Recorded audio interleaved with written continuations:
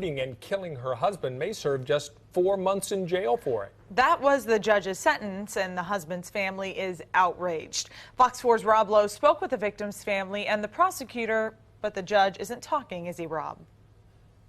No, he's not, but we did obtain the court transcript from sentencing, and it sure doesn't offer any strong reasons as to why the judge would grant what's called shock time.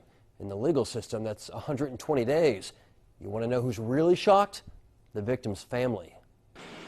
It was a snowy night, February 13th, 2012, when police found 25-year-old Eric Nevins shot dead in the street, lying near his wife's SUV. This was no whodunit. She knew what she was doing. She had every intent to shoot him. Talani Miller is the victim's sister and is haunted by what she says Eric's wife told a witness an hour before the shooting. As they were walking out the door, she made the statement, "I'm going to kill this." And an hour later, my brother was dead.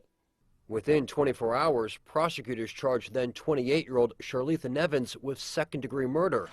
Possible punishment? Life in prison. But that's not what Nevins received. She pled to involuntary manslaughter, which carries up to 7 years. But she didn't get that either. In April, she was sentenced to shock time, 120 days in the downtown detention center. I wish someone would make sense out of it for me, because I can't make sense out of it. So in this case, it is a disappointing result. We asked Jackson County Prosecutor Jean Peters Baker if she could make sense of 120 days. And justice is a very elusive thing. It is very, very, very hard to get sometimes in this building. So how does someone like Eric Bratton receive 64 years for the Independence Center shooting that caused 2 minor injuries, while Nevins kills her husband and gets 120 days? Every case is different. Every case has different evidentiary issues.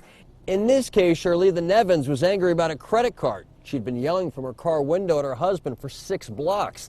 Finally, she told police he punched her, grabbed a gun she'd been hiding in her lap, and during the struggle, she says she accidentally pulled the trigger and shot him in the chest. There were no signs of bruises. When they examined her that evening, she had not a scratch. Court records confirm that, and this. No powder burns, gunpowder residue, or stippling observed on the victim's clothing or hand.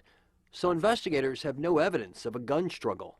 Oh, she absolutely deserves 7 years, and I think really the judge said it best. She brought a handgun to this situation.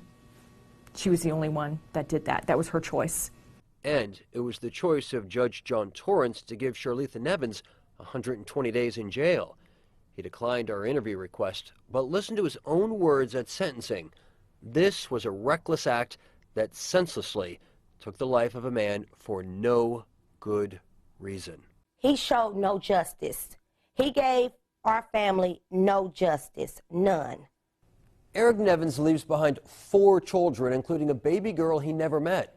His wife was 4 months pregnant on the day she shot him. It's possible she could still serve 7 years if she misbehaves during her shock time, but if she keeps her nose clean for 120 days, Nevins could go home in August. Rob Lowe, Fox 4 News, working for you. Thanks, Rob. An area teen